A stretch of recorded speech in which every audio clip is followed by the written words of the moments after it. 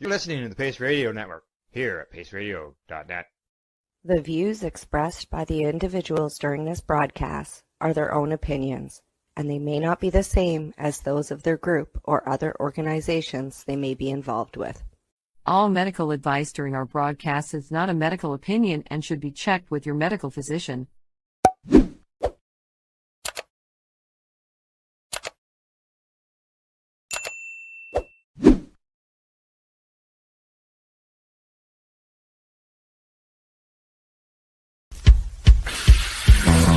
Oh yeah, baby, that's lovely.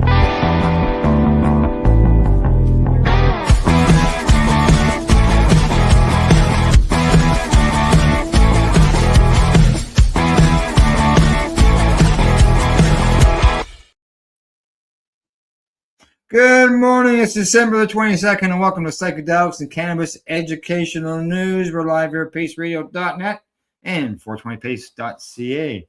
Good morning, Rev Cindy. How you doing today? I'm doing pretty well. How about yourself, Al? Not too bad. Not too bad. I could have used a little bit more sleep last night, but other than that, I'm doing all right. Yeah. You said you were up a couple of times during the night. Yes, exactly. Yeah. I hate it when that happens. Yeah, so do I. It doesn't happen all the time, but last night was just one of those nights. The dog was making some noise and this and that, and just restless sleep maybe is what it is. That's right. Yeah. And yourself, what's new and exciting? Well, right now it is time to be Nova Scotia proud. I know that this is a cannabis network, but I'm going to talk sports for 5 seconds. And right. Nova Scotia's own Sidney Crosby has just taken over his franchise's the points record from Mario Lemieux. And like I said, I know that we're cannabis, but Nova Scotia proud, go Sidney Crosby. Kind of happy to see that when I woke up this morning. I seen that this morning in the news. So that's a long time. It takes a while. Those are big records that Mario and Wayne created in those days, and be able to beat them now, it's quite the feat. So it is. And I met Sidney when he was 13 years old here in Windsor. He was here for celebration of the fact that we are the birthplace of hockey, and we had a little thing going on. So I met the kid when he was 13 years old, and at that point in time, he said, someday, he goes, I'm gonna run the NHL, and I'm gonna break all the records. And it was really cool to wake up and see him do that. And he's gone and done that. All right. Other than sports, today we've got some cannabis news. We're going to be talking about what's going on down on the East Coast. Arrest for a well-known singer. We're going to be talking psychedelics. So we're going to talk about some of the stories that happened over 2025. As well as some medical stories as well that happened over the same time. So we'll get that out throughout the next hour. So what do you say? We get started? We should. All right. First story of the day. Everybody has heard. So here we go. Here we go. Coming to us from MJ Biz Daily. When is cannabis officially rescheduled? Schedule 3 timeline is unclear and has risks. Yep. As everybody heard, Donald Trump signed the executive order to get the process restarted after it's been stalled since the election. So here we go. One day after President Donald Trump's long-anticipated executive order directing federal authorities to reclassify cannabis as a less dangerous drug, the $32 billion legal U.S. cannabis industry is posing a central question: when? Now, Trump's order instructs Attorney General Pam Bondi to reschedule cannabis in the most expeditious manner in accordance with federal law. But on the quickest realistic timeline, it could still be months before the promised benefits for research and tax relief appear legal, according to what legal experts tell MJ Biz Daily. I wish I could give you something like an exact number, but there's just way too much discretion here, says Matthew Cavedon, who is the director of the Project on Criminal Justice at the Cato Institute, a Washington, D.C. based libertarian think tank. I can't say exactly how long that will take because there is no deadline, added Shane Pennington, who is a prominent administrative law expert and partner at Blank Rome. Still, there is some idea, at least, of the bureaucratic and legal processes to be followed, and at least some credit is owed to President Joe Biden, who launched the initial cannabis reform process that Trump moved along on Thursday. However, if many steps are skipped or corners cut, there are significant risks that could delay the rescheduling entirely, legal experts warn. Yeah, Pennington represented interested parties in the cannabis rescheduling hearings before a U.S. Drug Enforcement Administration law judge that were paused on the eve of Trump's inauguration. Those hearings were part of the cannabis rescheduling process begun under Biden in October of 2022. Now, Trump's process built on that by recognizing that the August 2023 Health and Human Services finding that cannabis has a currently accepted medical use in the U.S. However, Trump went further than Biden and directed agencies to make that the change rather than simply review federal policy. Nonetheless, the issue is they're going to have a bureaucratic gauntlet to run, Pennington said. In theory, Bondi could cancel the hearings, rendering an appeal of the hearings brought moot, and publish a final rule in the Federal Register classifying cannabis a Schedule III drug, quote unquote, in 5 days. 5 days, not business days, Pennington says. But once Bondi does that, there's another hurdle to clear: the courts. Supports have long expected lawsuits challenging the final rule. Yeah. Some smart approaches to cannabis, a prominent legalization foe that challenged the Biden administration process, has already retained former Attorney General Bill Barr to represent it in court, according to Kevin Sabet, who is the organization's president and CEO. As we speak, we are preparing to file suit against the administration to block this rule if it should ever become final, Sabet said in a video posted to X. And Barr, who led the Justice Department in Trump's first term, has assured me we have an excellent case, he added. Sam's argument isn't known, but observers predict it likely to challenge rescheduling on procedural grounds and allege that federal administration law wasn't obeyed. That's the process that dragged on all of last year after the DEA fielded 43,000 comments from the public on the question, some of which requested the still pausing hearings. If Bondi goes too far too quickly, all it might take is one unfriendly judge in an obscure district to slap a stay on rescheduling and delay 280E relief and everything else identified, Cavden said. And there's a worst case scenario. If a federal judge decides the process was bungled and cannabis rescheduling ends up mirrored in the lawsuits that legislation opponents have vowed to bring, it could be another 2 or 3 years before Schedule III is a reality, Cavden added. Wow. Yeah, that's why, as fast as an industry may want rescheduling to happen, it may be preferable if it's done carefully and correctly. You do not want this to move fast. And frankly, after this many decades, it should. This shouldn't be a hard thing, but you do not want to have DOJ make a hasty call and have this held up in the courts because some judge decided that you didn't do your homework. Yeah. Yeah. So it's as everybody knows, Trump signed the Schedule III executive order to get the process going. And it's not something that happened overnight as far as all of a sudden now things are Schedule III. And if they try that as, smart approaches to cannabis there, they're obviously going to take it to court and fight it. Yep. Which they should. It took how many years after Owen won his court case in the, Canadian Supreme Court, had to take it all the way and get the top judicial, Supreme group to say, ours. And maybe that's what the states need as well. And then it still took 3, 4, 5 years for them to actually bring it to fruition. Yeah. Now there's some other things with the Schedule III, some notes that I made off to the side. And it says that only companies that can legally produce a Schedule III drug are pharmaceutical companies. Yep. The only companies that can legally sell a Schedule 3 drug are pharmacies. The only people that can legally distribute a Schedule 3 drug are pharmacies or pharmacists, sorry. And that prescription runs out every 3 months. 3 months.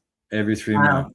Correct. Now, some other stuff they say, and I never even thought about this one, for example. Patients and intellectual property battles are coming. They say that strains, extraction processes, genetic lines, and formulations will be locked up by corporations.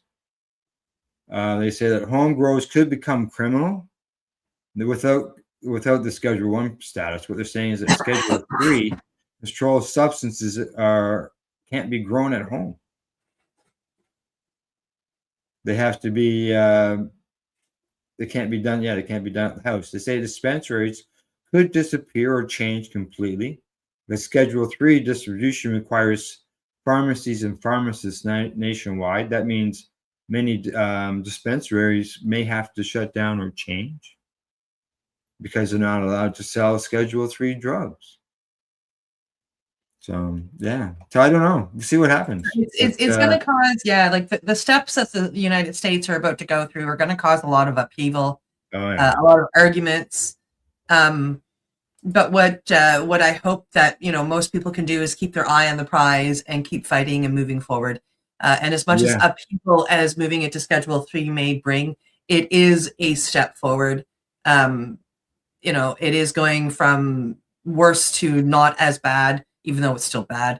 The research is great. Them, recognizing for medical use, like Health Canada doesn't even have that. No, it's a huge. We've got a medical program for over 20 years. Yeah, they still huge step forward, and it will cause some upheaval, but yay. Let's just hope it keeps continuing, even if it's at baby steps. Yeah, exactly. Alrighty, from there, we're going to head to Nova Scotia with the next story. Yeah, come all the way down here. Coming to us from the CBC, Nova Scotia dispensary raided following government directive to crack down on cannabis. Yes, Nova Scotia RCMP say they issued a ticket and seized cannabis and cash after executing a search warrant at a cannabis dispensary in Digby, Nova Scotia. This seizure occurred 11 days after the provincial government called on all Nova Scotia police agencies to prioritize cannabis enforcement by identifying and disturbing illegal cannabis operations and distribution networks. Mm-hmm.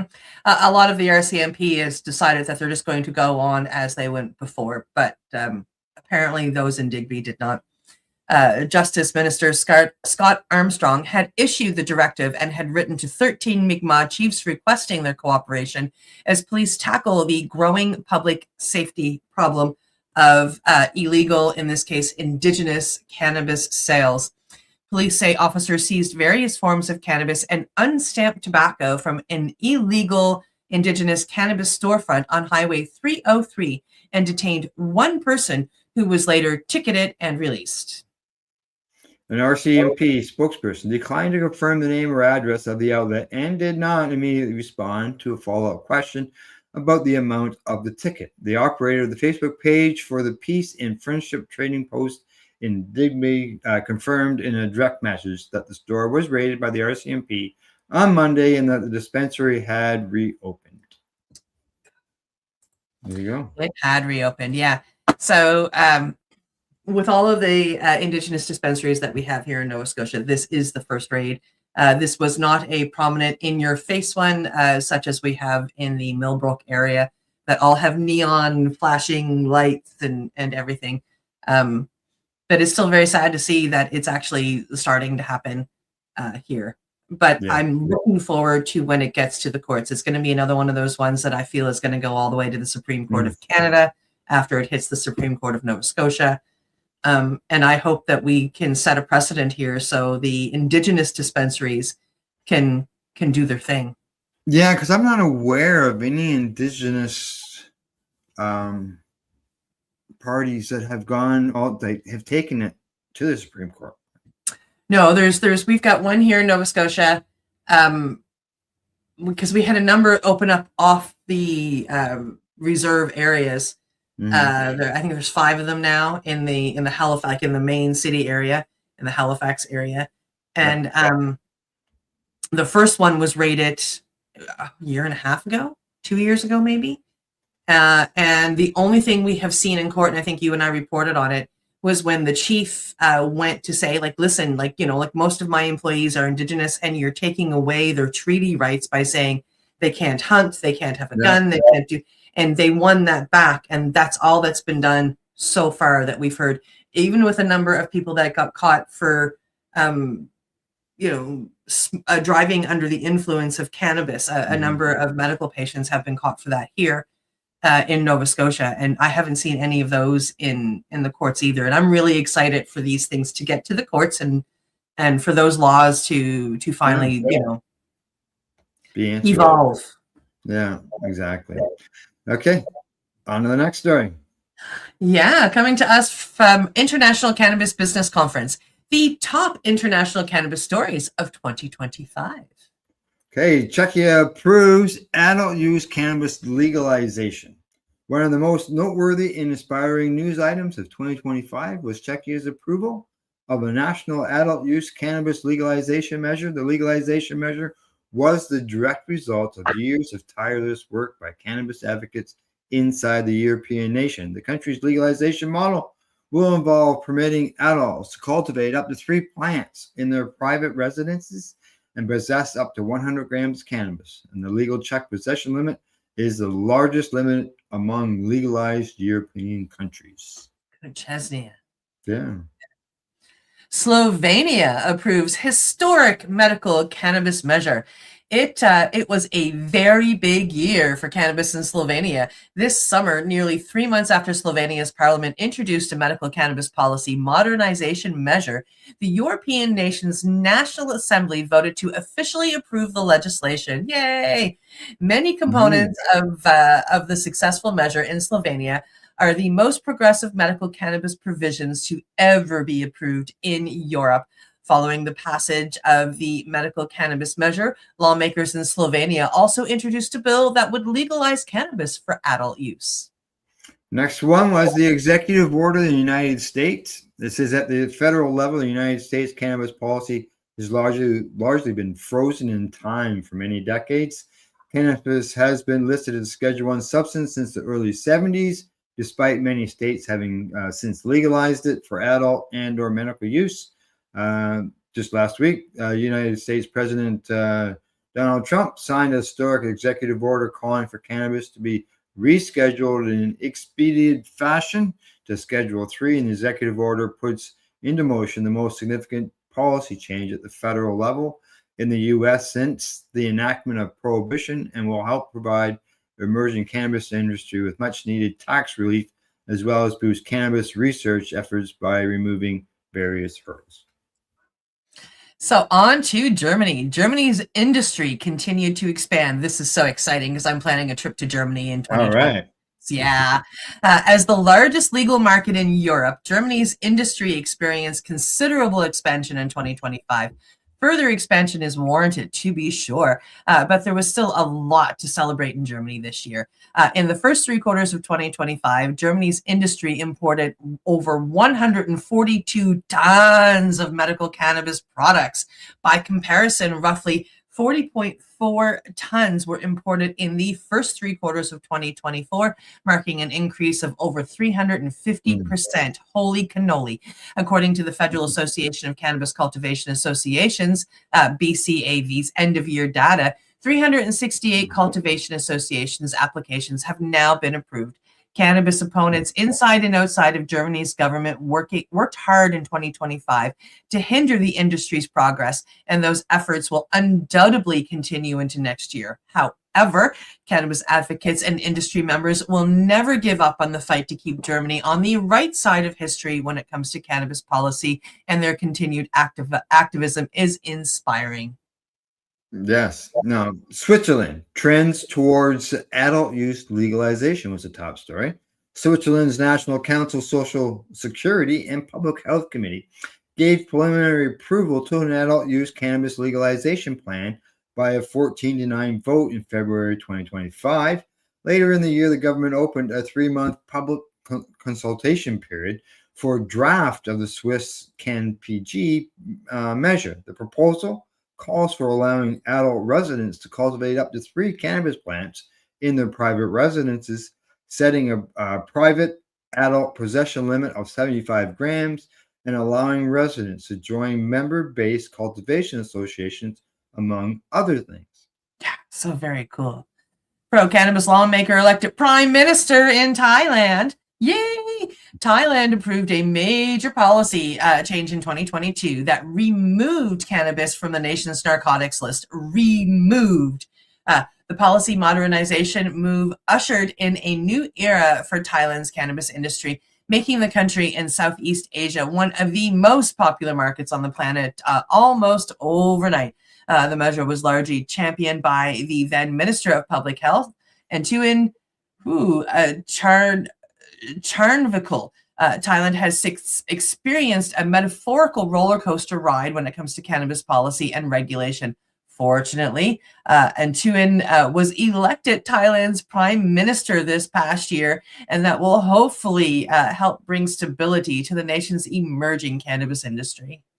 New Zealand removes license requirements for industrial hemp.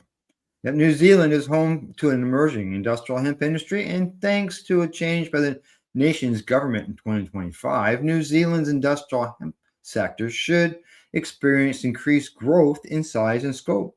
Industrial hemp will no longer require a license to grow or handle in New Zealand.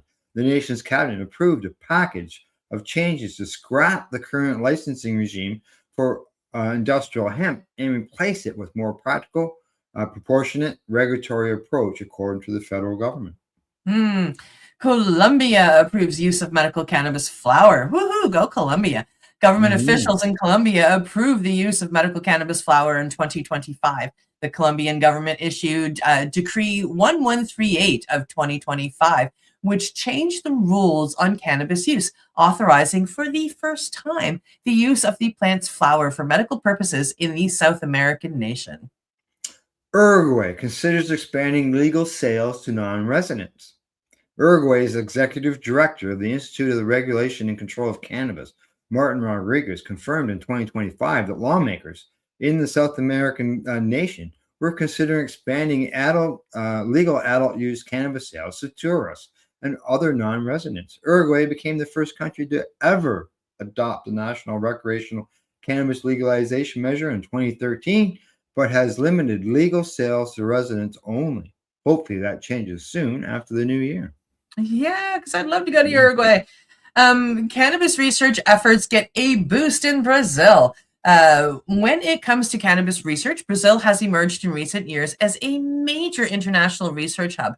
Even more research needs to be conducted in Brazil and everywhere else around the globe for that matter. But the amount of research being undertaken in Brazil these days is noteworthy. Brazilian Agricultural Research Agency, EMFRIA, received the green light in 2025 from health agency Anvisa to ramp up research on the cannabis plant, and received earmarked funding to do it as well. Canada's industry continues to provide economic benefits. The legal cannabis market in Canada continues to serve as the top nation adult use market on the planet throughout 2025 and added to the overall economic benefits it has provided to the North American nation. And an industry report was shared in the House of Commons in November, which highlighted that Canada's legal cannabis industry has generated $5.4 billion for the federal and provincial government since October of 2018. Morocco's legal cannabis industry expands. Cannabis being exported from Morocco to markets in other countries is not a new thing after all. Morocco has served as a top source for unregulated cannabis for decades, and they make wonderful hash there. You sure do. Sure do. However, policymakers and regulators in Morocco have worked in recent years to transition the nation's cannabis industry into a regulated system. Morocco officially entered the legal international medical cannabis market in 2025 with its first export to Australia. Additionally, the Moroccan Agency for Medicines and Health Products confirmed that 67 cannabis-derived products were granted marketing authorization in 2025. Momentum continues to build for South Africa's cannabis industry. To date, South Africa's Agricultural Department has approved over 1,400 medical cannabis production permits, and the South African Health Products Regulatory Authority has issued 120 licenses for medical cannabis product exports. The new frontier of South Africa's emerging cannabis industry is regulating adult use sales. While legalized adult sales did not launch in 2025, the government did continue its efforts to set up the framework for recreational cannabis commerce. The South African Cannabis Club Alliance recently announced that numerous entities have united behind Project Indila, which serves as a collective policy and legislative framework to guide South Africa's transition towards a formalized rights-based and community-empowered cannabis community. The passing of an international cannabis legend, internationally acclaimed attorney Peter Homburg, one of the world's most brilliant cannabis policy and industry experts, passed away unexpectedly in 2025. Words cannot express how much he will be missed in the International Cannabis Business Conference team and so many other people around the globe. He was a gem of a person by every measure, and our thoughts and prayers continue to be with his family. Rest in peace, Mr. Homburg. You will always be remembered and revered by everyone who was blessed to have known you. There you go. Some of the top cannabis stories of 2025. It was good to see some of those stories. Some of them were, very important. Yes. Yeah. I know the executive order from Trump is big news, but there are some other stories in there that, countries that were legalizing all that. Thailand. Like, that's huge. Thailand, like really, really huge. An Asian country coming out like this. Like, I mean, other Asian countries have death if you get caught. And exactly. So Thailand is huge. Like, I mean, the first Asian country to come out and do that. And I pray that the rest of them follow and the rest of the world follows. Yeah, exactly. Talking about getting caught, let's go down to our next story here. And then this will be our last one before we go to break. But let's get on to it. Here we go. Coming to us from Mugglehead Magazine, Wiz Khalifa. He was sentenced to 9 months in a Romanian jail for burning one joint down on stage. One joint. Yeah. A Romanian court has sentenced popular American hip-hop artist Wiz Khalifa to 9 months in prison for smoking weed at a music festival last year. He was found to be holding 18 grams of flower at the Beach Please event in seaside resort town Costatinas when police arrested him that evening. The renowned rapper, whose real name is Cameron Jabril Thomas, and who habitually smokes cannabis, was last seen performing alongside fellow artist Ghana in California last week. He is currently residing in the United States. Wow. At the time, in July of 2024, Khalifa apologized for his actions and said that the cops treated him with respect. Last night's show was amazing. I didn't mean any disrespect to the country of Romania by lighting up on stage, the 38-year-old Pittsburgh native stated on X. They were very respectful and let me go. I'll be back soon, but without a big-ass joint next time. Cannabis is a key theme to his music. The song he smoked to on stage, Young, Wild, and Free, specifically says, roll one, smoke one, and that everybody was just having a good time by doing so. Despite the Romanian's court verdict on Thursday, it is highly unlikely that he will be extradited for his illicit concert antics. A local legal expert explained that Romanian authorities will nevertheless submit a formal judicial request to the American officials.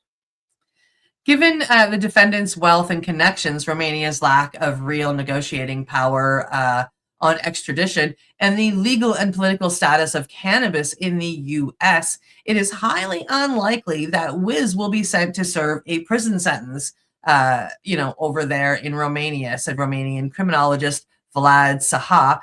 in a statement provided to the BBC. Romania is a European nation with fairly strict drug laws, and Romanian law can impose a prison sentence of up to 2 years on anyone caught possessing a personal stash of cannabis. Khalifa originally received a fine of approximately $830 US, but prosecutors later sought a harsher penalty for his public lawlessness. The judge describes his behavior as abstemious and a bad influence on local youth. Mm-hmm. So, but while he may not be extradited to that country, I don't know. He said he'd go back, but now that he's basically, if he's not going to show up for his 9 months in jail, he becomes a wanted man in that country, would he not? Well, yeah. If they really want to make a point, they would arrest him upon him landing there. Correct. Yeah. Throw him in jail, and he'd be there for 9 months. Yeah, I don't. If I was him, I wouldn't take a chance. I wouldn't take a risk to go back. No way. Not at all. All right, that's our first 4 stories of the day. We got 4 more to go after break. And talking about break, we'll be right back. You're watching Psychedelics and Cannabis Educational News here at paceradio.net and 420pace.ca. I just got to find a commercial. There we go. You're listening to the Pace Radio Network here at paceradio.net.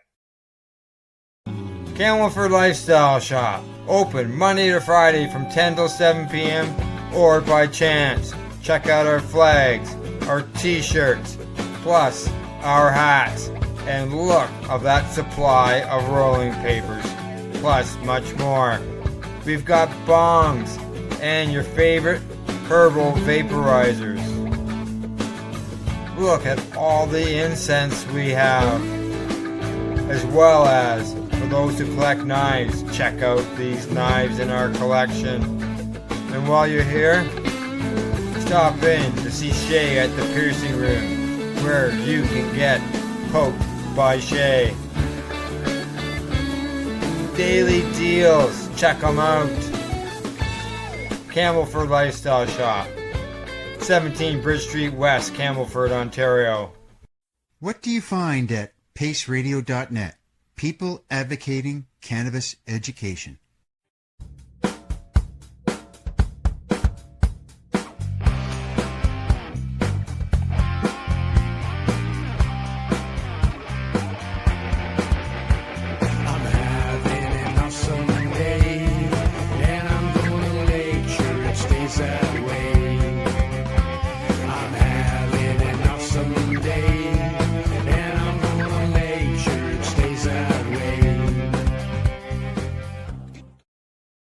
Limestone City Hydroponics is Kingston, Ontario's hydroponics shop. Take your growing to the next level and create the optimal environment with a tent kit, or maximize your yield with an ebb and flow flood table kit. Either way, Limestone City Hydroponics has more sizes and options to fit your needs. Are you looking for the power of the sun that adapts to your budget? Then look no further, as they have professional grow lighting. They have indoor grow systems that are easy and cost effective, with many options to fit your living space and lifestyle. Cultivate your growing potential. We have everything you need to succeed. And if you can't make it to the store, they offer local delivery to the greater Kingston area. Remember, when you're looking for experts to help you grow, then look no further than the locally owned Limestone City Hydroponics, 105 Sunderland Drive in Kingston, Ontario. Call them at 613-548-0420.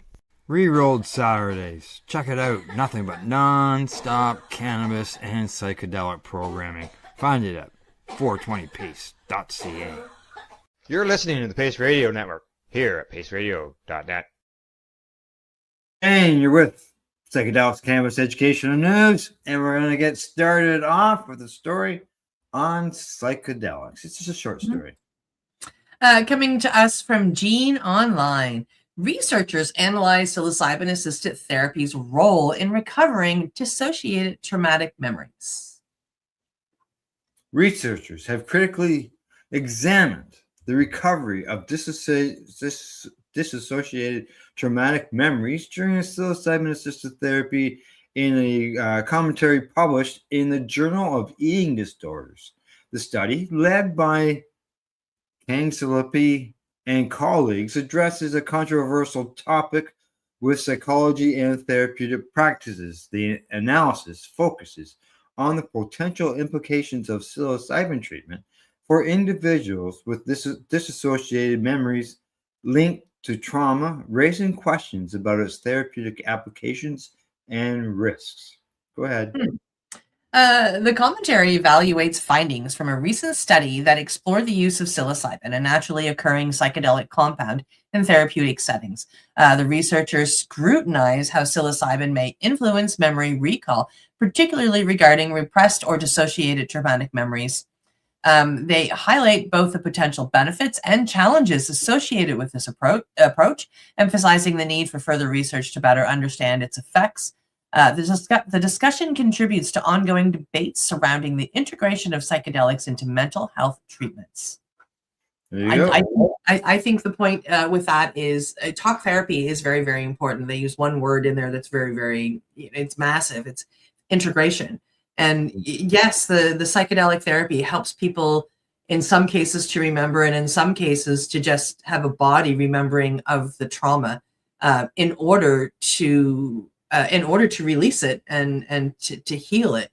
But talk therapy goes hand in hand with it for the integration purposes. And yeah, the two can work really, really well together. Good. Alrighty. On to the next story. Coming to us from Cannabis Health, 12 things we've learned about medical cannabis in 2025.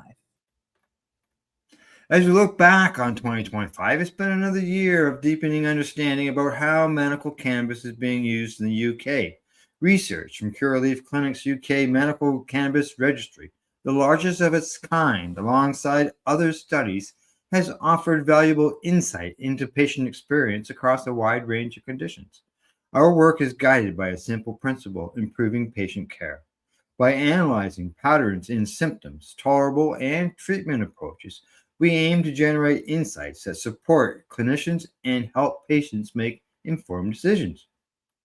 This year, 15 new peer-reviewed studies added further detail to how patients respond to treatment in real-world settings.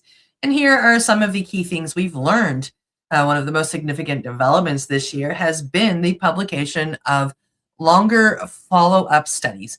Previous research often looked at patients for just 3 to 6 months, but new studies have now tracked patients 18 to 24 months. This longer-term perspective helps us better understand how people's experiences may change over time. Endometriosis affects 6 to 10% of women of reproductive age and can cause significant pelvic pain. Our review examined all valuable studies in this field, including surveys of people who use cannabis for endometriosis symptoms. Importantly, the research identified that high-quality clinical trials are still needed in this area. This was reinforced by a UK Medical Cannabis Registry study assessing the outcomes of patients in the UK, outlining changes in the affective dimensions of their pain alongside physical symptoms. Insomnia affects millions of people in the UK and may have, and many have tried multiple licensed medications before considering medical cannabis. Interestingly, patients over 50 with insomnia were more likely to experience clinically meaningful changes in sleep quality compared with younger cohorts, potentially due to age-related differences in cannabinoid metabolism or sleep architecture. These patterns indicate that age may play a meaningful role in treatment response and should be considered in prescribing decisions. They say that perhaps one of the most sobering findings this year came from analysis of illegal cannabis products submitted for testing to the Widenos drug checking service. The research found that over 1/3 of samples contain psychoactive alterants, with synthetic cannabinoids being the most common. What? Vapor products show particularly high contamination rates. This research highlights the potential dangers of unregulated cannabis and underscores why quality-controlled pharmacy dispensed products are important for those using cannabis products. Where was that done at? This was over in the UK. So yeah. Interesting. We're going to talk about post-traumatic stress injuries. Post-traumatic stress injuries can be challenging. It can be a challenging condition to manage. And our study, following patients for up to 18 months, looked at how patients' symptoms, sleep quality, and anxiety levels changed over time. This research also found differences in response between males and females, adding to emerging evidence that genetic sex may influence therapeutic response. When it comes to MS, they say that MS can cause a wide range of symptoms, including pain, plasticity, sleep problems, and anxiety. An updated analysis tracking people for up to 24 months looked at MS-specific quality of life measures as well as general well-being. With over 2.8 million people living with MS worldwide, understanding all treatment options available is important for patient care. Absolutely. Complex regional pain syndrome. The first dedicated real-world evidence for cannabis-based medicines for CRPS, a chronic pain condition that is relatively rare and difficult to treat. These findings may offer clinicians an additional option for a condition that often responds poorly to standard modern treatments. Yeah. Substance use disorder and harm reduction. To say for the first time, we published an analysis of patients treated for substance use disorder. This included people with opioid use disorder, alcohol use disorder, and other substance use conditions. This limited study provided evidence towards a harm reduction role for medical cannabis in individuals with previous study misuse. Oh, yeah, it's beautiful. And we, cannabis substitution programs, right? Yep. Yeah.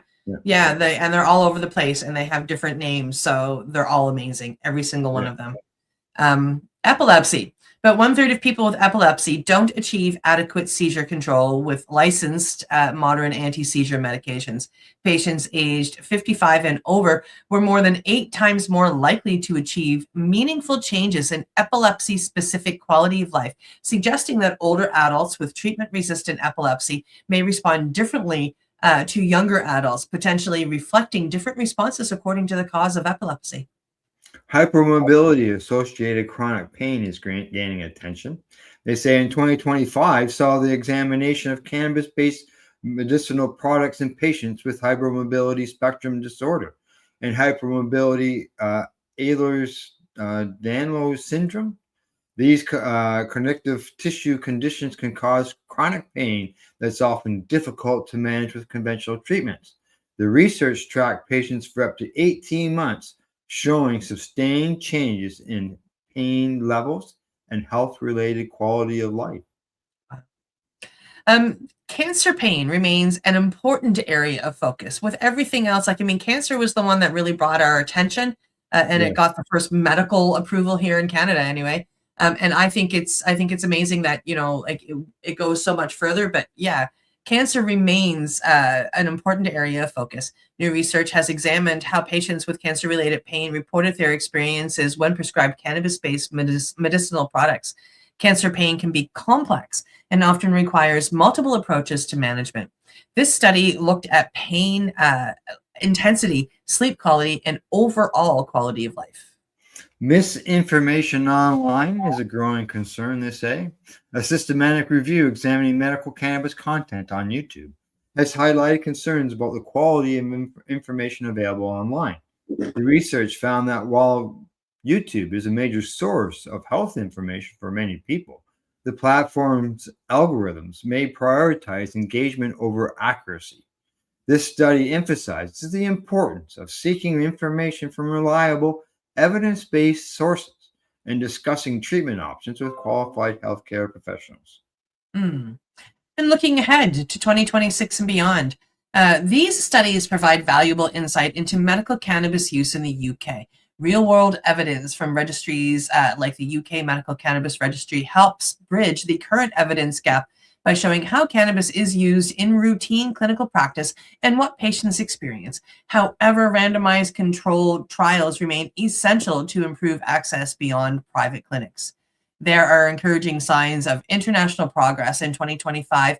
2 major clinical trials across Europe examined medical cannabis for chronic low back pain. These studies mark significant advances and demonstrate that high-quality research in this area is both possible and necessary. Now, what this body of research does show is that medical cannabis is being increasingly prescribed for a diverse range of conditions, typically when people have not found adequate relief from licensed medications. The studies also demonstrate that researchers are carefully monitoring patient experiences, including both reported benefits and side effects. Importantly, it also shows that patients in the UK are committed to contributing to research around medical cannabis. It is through their efforts that we have been able to make strides in understanding to date. So thank you to all those who have given their time to contribute to research, and they will continue to do so in the coming year. So there you go. Amazing. It's always good when they can, highlight the stuff that comes out over the year. Yeah. It's kind of neat to read it all in a story like that. Like here's the main things, right? Yeah. And there was a story, was it last week that came out, an article came out last week.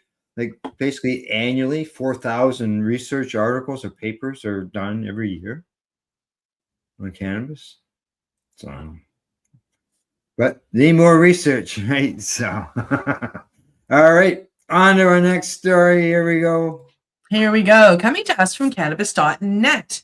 Why are states trying to repeal legal cannabis programs in 2026? The legalization backlash.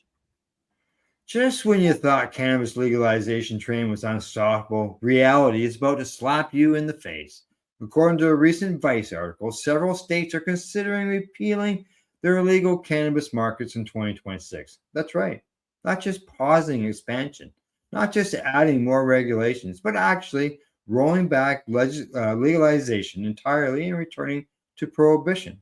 If you've been celebrating legalization as a done deal, as inevitable progress that can't be reversed, you need to wake up. Cannabis legalization is fragile. It's under attack, and the forces pushing for repeal are powerful, well-funded, and deadly serious. Yeah, let me break down what's happening, who's behind it, and why cannabis enthusiasts need to understand that legalization means absolutely nothing until cannabis is fully descheduled federally and we have real permanent protections for consumers' rights to purchase, produce, and sell. And let me tell you, like it says permanent, nothing's ever permanent. They can turn around and change their mind. And, several states with existing legal cannabis markets are facing serious repeal efforts heading into 2026. We're not talking about states that rejected legalization.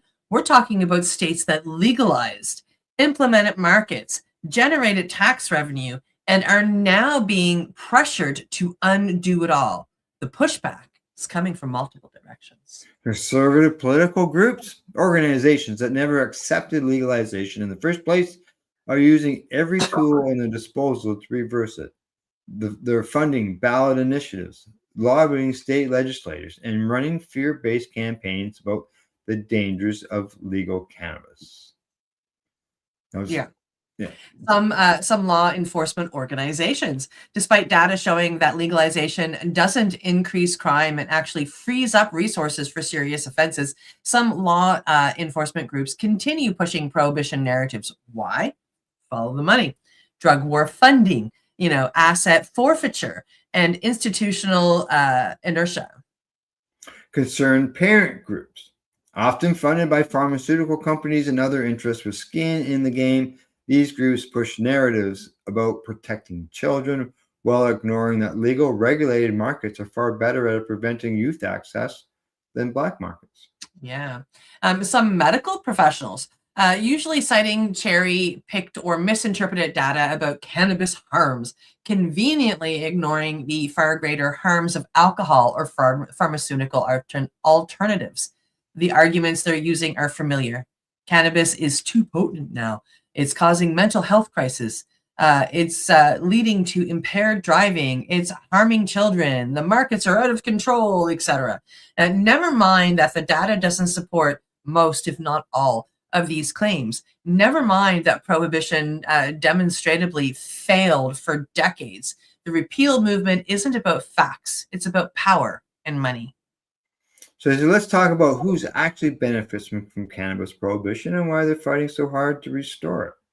Say big pharma, the big pharmaceutical industry loses about $10 billion annually in states with legal medical cannabis.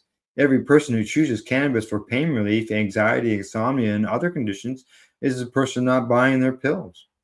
True.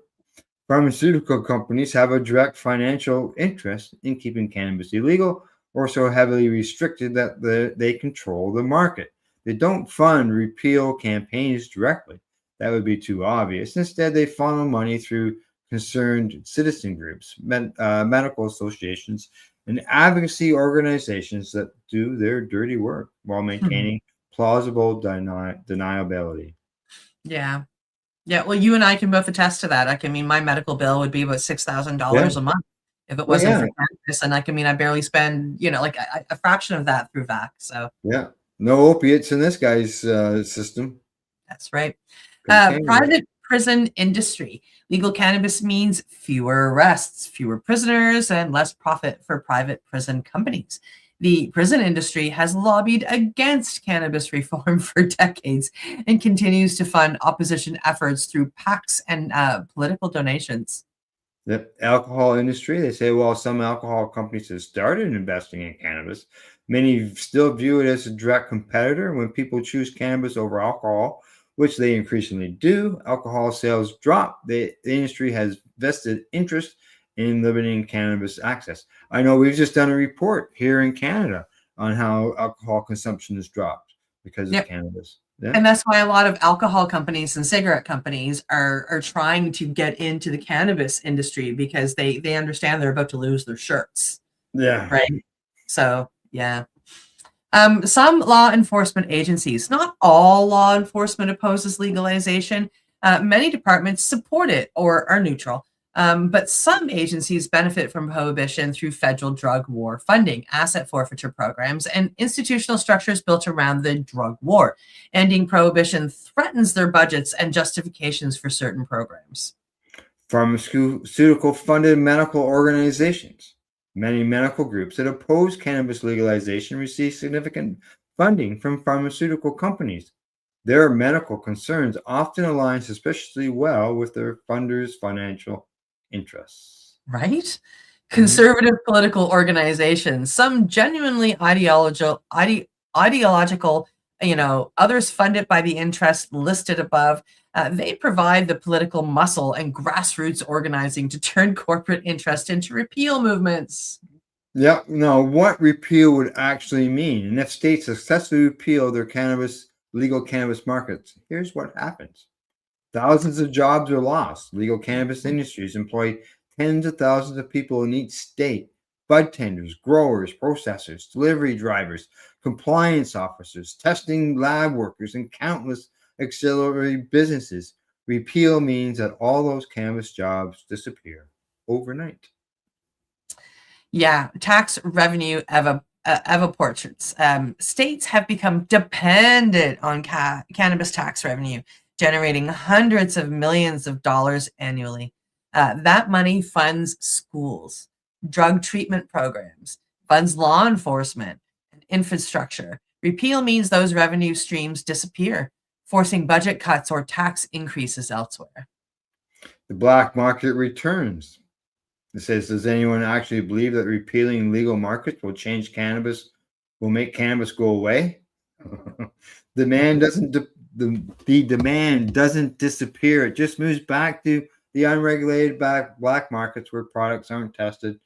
There's no ID checks, criminal organizations profit, so on and so forth. Yeah.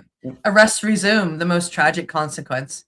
People go back to being arrested, prosecuted, and incarcerated for protecting a plant or possessing a plant. Lives get destroyed, families get torn apart, communities get devastated, particularly minority communities that are disproportionately targeted by drug enforcement. Medical patients suffer. Patients using cannabis for legitimate medical conditions lose legal access. They're forced to either break the law or return to pharmaceutical alternatives that are often less effective and more dangerous. Hmm. And, why state legalization was never enough. Here's the uncomfortable truth that too many cannabis advocates don't want to acknowledge. State level legalization without federal descheduling is built on sand. It can be washed away in a single election, a ballot initiative, or a legislature that decides prohibition was better after all. As long as cannabis remains federally prohibited, and especially as long as it's on the Controlled Substance Act, state level legalization is vulnerable. Now, federal preemptation, the federal government can at any time decide to enforce federal prohibition in legal states. We've been lucky that most recent administrations chose not to, but that's policy, not law. Policy changes with elections. Oh, yeah. Banking and financial services. Cannabis businesses can't access normal banking because banks are federally regulated. This creates security risks, limits growth, and makes legitimate businesses operate like criminal enterprises. And this is one that affects the rest of the world, too. Exactly. Interstate commerce, you can't move cannabis across state lines, even between two legal states, because the crossing line or the crossing state line triggers federal jurisdiction. This prevents economies of scale and market efficacy. Tax discrimination. Section 280E of the tax code prevents cannabis businesses from normal tax deductions, crushing them with effective tax rates of up to 80%. This applies regardless of state legality because cannabis is federally prohibited. Research barriers. Federal Schedule 1 status continues to restrict research, limiting our understanding of cannabis benefits and risks. This allows prohibitionists to claim we don't know enough about cannabis while maintaining the barriers to prevent us from learning more. Yeah. Vulnerability to repeal. As we're seeing now, state legalization can be reversed by motivated opposition groups, particularly when federal prohibition provides legitimacy to anti-cannabis arguments. Yeah, moving cannabis to Schedule 3 doesn't solve these problems. Rescheduling the cannabis 2 doesn't either. The only solution that provides actual lasting protection is complete removal from the Controlled Substances Act. It's called descheduling. Here's what federal descheduling would accomplish. Yeah. Permanent legal status. Cannabis would be treated like alcohol or tobacco, regulated, but fundamentally legal. States could still regulate within their borders, but they couldn't create criminal penalties for simple possession without violating federal law. Banking access. Cannabis businesses could use normal banking and financial services, making operations safer and more efficient. Interstate commerce. Businesses could operate across state lines, allowing for economies of scale and market development. You'd have tax fairness because Section 280E would no longer apply, allowing cannabis businesses normal tax deductions like any other industry. Research freedom. Scientists could study cannabis without DEA permission and regulatory barriers, accelerating our understanding of the plant's properties. Federal protection. State repeal efforts would be meaningless for individual possession and use rights, just as states can't criminalize alcohol possession even if they wanted to. And to federal prosecution. No more federal cannabis arrests, prosecutions, or imprisonments. Federal war on cannabis users would be over. And why you shouldn't celebrate yet. Every time a state legalizes cannabis, we see celebrations, victory laps, and proclamations that prohibition is over. But prohibition isn't over until it's over federally. And even state-level legalization is increasingly under threat. The cannabis community needs to understand that legalization is not a done deal. It's not inevitable. And without federal descheduling, every state-level victory is vulnerable to reversal. We need to stop acting like we've won what we've barely established, a beachhead. The forces opposing cannabis legalization haven't given up. They've regrouped and developed new strategies and are actively working to roll back the gains we've made. Celebrating state legalization while cannabis remains in the Controlled Substances Act is like celebrating winning the first quarter while you're still losing the game. Yeah. So what needs to happen? Federal descheduling. complete removal of the Controlled Substances Act, not Schedule 3, not Schedule 2, off the schedule entirely. Yeah. Consumer rights protection, federal law protecting individuals' right to possess, purchase, and grow cannabis for personal use, regardless of state laws. Interstate commerce, clear federal framework, allowing cannabis businesses to operate from across state lines. Expungement, that's a big one. Yes. Automatic expungement of all federal cannabis convictions and federal incentives for states to do the same. Social equity programs, real investment in communities destroyed by the war on drugs, not token programs that get defunded or ignored. Bank reform, explicit federal protections for cannabis businesses to access banking, insurance, and financial services. Now, research funding, federal funding for cannabis research to replace the decades of knowledge suppressed by prohibition. Anything less than this leaves cannabis legalization vulnerable to repeal, federal interference, continued prohibition by another name. Yep, absolutely. Absolutely. Yep. All right, there you go. There's a more. Do you want to cover the rest of this? I see we're after 11. Yeah, no, I think we're good. I think we've got most of it there. All righty, yeah. Bottom line, we've kind of broke that down point by point. Yeah, I'd say so. Exactly. Yeah. Now, I didn't mention any states' names, but I know that there are states. I was actually one of the stories I was going to use today until I saw that one there. Take a look at our Psychedelics and Cannabis educational Facebook feed, and you will see that there are states that are working on repealing cannabis legalization. It's so sad. Yeah, that's right. And as it says, it can change from administration to administration, from government to government. Yep. Till it's changed federally, right? So. Yep. All righty. Last story of the day. I don't know how long it is, but we'll find out, I guess. There we go. Coming to us from StratCan. A report provides insight into enforcement against unlicensed cannabis stores in Ontario. A recent decision from Ontario's Inspector General of Policing found that the Waterloo Regional Police Service was in compliance with policing requirements, despite a complaint in 2024 alleging a failure to take enforcement action against illegal cannabis dispensaries. The 21-page report provides insight into the law enforcement process for investigating unlicensed cannabis stores. Following a complaint made by the public about 2 illegal cannabis stores operating in the Cambridge area, records show WRPS escalated the issue internally and engaged with the Ontario Provincial Police Joint Forces Cannabis Enforcement Team to develop an investigative strategy. The WRPS also sought legal advice from the Public Prosecution Services of Canada as to these stores' asserted indignity.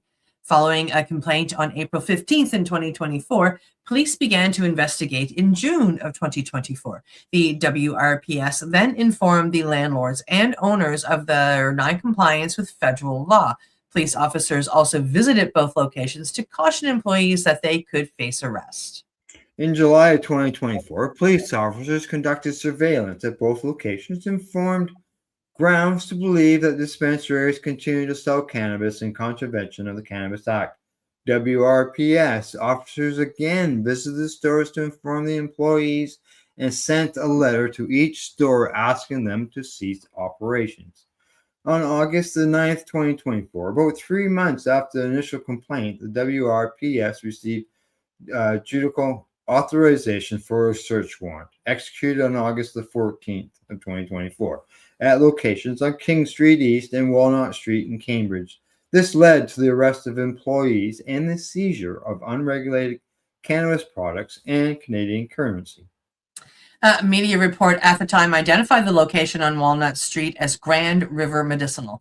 Then, in October of 2024, the WRPS received information that one of the cannabis stores had resumed operations, leading to judicial authorization for an additional search warrant on November 6th of 2024. However, prior to executing the search warrant, the building's owner evicted the store following engagement with the WRPS Asset Forfeiture Unit. The Inspector General concluded that the WRPS criminal investigation into the complaint was reasonable and commendable, noting they followed all the proper steps and procedures in a reasonable, timely manner. The investigation also provided details about WRPS engagement with the complainant, who is said to have made approximately 75 inquiries to various agencies, including municipal bylaw offices, the AGCO, WRPS, and the Stratford Police Services. The report notes that despite the complainant's repeated efforts, they were repeatedly redirected to different agencies, each of which deferred responsibility to another.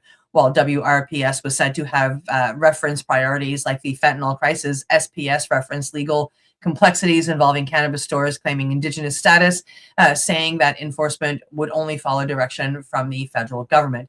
The provincial inspector general also noted that because the two locations first identified by the initial complaint were operating under a questionable Indigenous banner, the Waterloo Police sought the direction of the Public Prosecution Services of Canada, who informed the police they would prosecute any charges as a result of enforcement.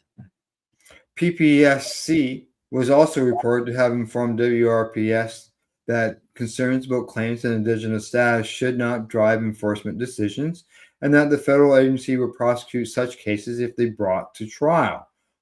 Now, all references to enforcement actions by the WRPS in the report refer to federal cannabis laws, not provincial, which also deal with the unauthorized sale of cannabis. Now, a CTV report in 2025 of May says that Corey Van Ursel, the president of the True North Cannabis Company, which has a location in Cambridge near two unlicensed stores, had reached out to Waterloo Police to look into the matter. These stores were Sovereign Toke and the Grand River Medicinal. There you go. Interestingly, they said that the one police force wouldn't do anything because they want to hear from the federal government on the Indigenous stores. Whereas it, Nova Scotia. Well, I mean, and that's where it's heading eventually. One of these Indigenous stores, any one of them across Canada, needs to go through the system of appeals and make it all the way to the Supreme Court of Canada. And I think that'll be a beautiful follow up to Owen's win, because we haven't still gotten what Owen won yet. Yeah. Right. So there's always more. There's always more. So I'm, not that I want anybody to be arrested or whatnot, but if we're going to do this, let's do this and get it over with. All righty. Anything else before we say goodbye? Merry Christmas. That's right. Merry Christmas. This is the last report until the new year.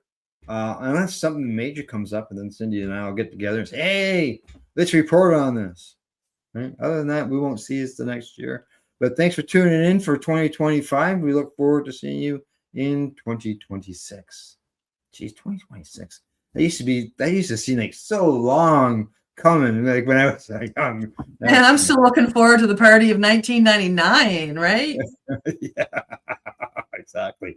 All right, that's a report for today. Thanks to our buds at the Campbellford Lifestyle Shop, Limestone City Hydroponics.ca at ease.ca. And thanks to you guys, everybody, for tuning in over the last year and years.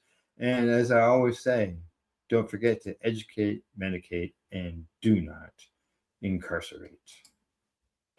You're listening to the Pace Radio Network here at paceradio.net. The opinions of the individuals during this broadcast are their own, and may not be the opinions of their group or other organizations they may be involved with. All medical advice during our broadcast is not a medical opinion and should be checked with your medical physician.